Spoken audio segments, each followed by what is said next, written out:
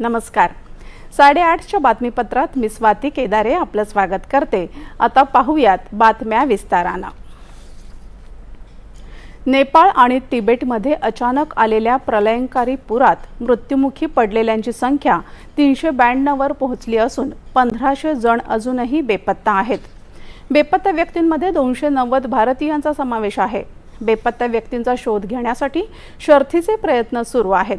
आतापर्यंत 84 भारतीय नागरिकांची सुटका करण्यात आली असून यात निर्माणाधीन त्रिशूली जलविद्युत प्रकल्पात काम करणारे 63 कामगार आणि तामिळनाडूतील 21 जणांचा समावेश आहे. दरम्यान काल झालेल्या भूकंपामुळे चिंतेत काहीशी वाढ झाली आहे.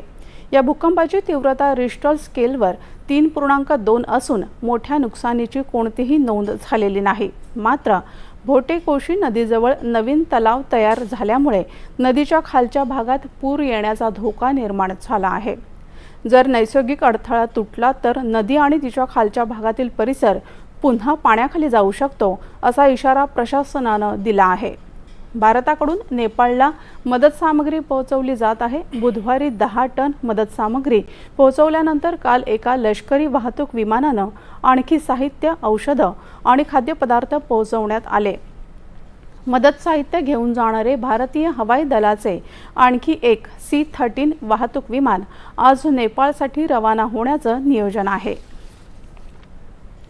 नेपाळमधील पूर